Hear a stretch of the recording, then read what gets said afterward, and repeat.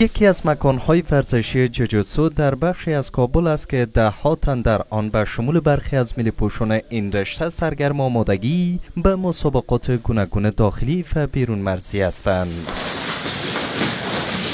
از پیشکسوتان جوجوتسو گرفته تا جوانان و ورزشکاران خردسال به هدف رسیدن به آرزوهایشان زیر نظر مربیان با امکانات اندک ورزشی در همین مکان نچندان میاری در تلاش رسیدن به رقابت‌های بیرون مرزی هستند.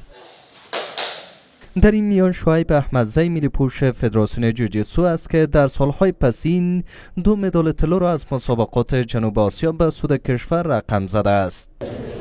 این ملی‌پوش جوجوتسو میگوید که به دلیل چالش‌های اقتصادی و نبود امکانات بسنده ورزشی از رقابت‌های بیرون مرزی دور مانده و خواهان فراهم شدن زمینه‌های بهتر ورزشی از سوی حکومت سرپرست شده است. قهرمانای ما هست که حسین بخش سفری که امروز به سطح جهانی فایت میکنه، به سطح قاره فایت میکنه. دیگه ما یک خواهش ما این است از دولت که ما را حمایت کنه که ما بتونیم یک تا حسین بخش نه هزارها حسین بخش در کنار ما استاد باشه. دیگه می هدف کل جوانان به شمول خودم. ورزشکاران جوجوتسو در ساعت‌های مختلف تمرینی و آمادگی از سوی مربیان خود در همین مکان ورزشی به منظور گرفتن نتایج در مسابقات داخلی و خارجی در بخش‌های گوناگون آموزش می‌بینند.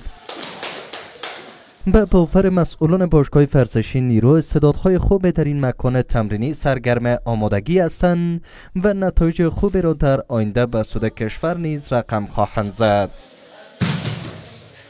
افزون بر آن مبارزان جوجوتسو تدابیر آمادگی خود را به رقابت‌های داخلی و بیرون مرزی قناعت بخش می‌دانند و بر حمایتشان نیز تاکید می‌کنند.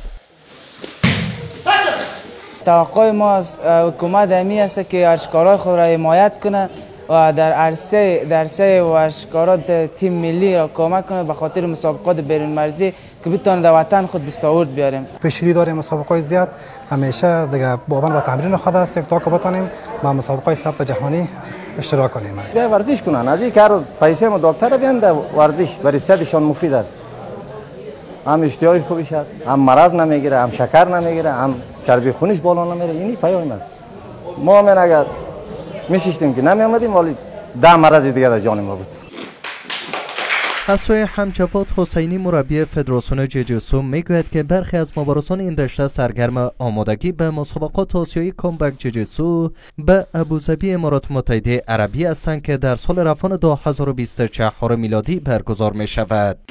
آقای حسینی عملکرد ورزشکاران را به رقابت‌های مختلف جوجوتسو در سطح داخلی و بیرون مرزی رضایت بخش می‌داند.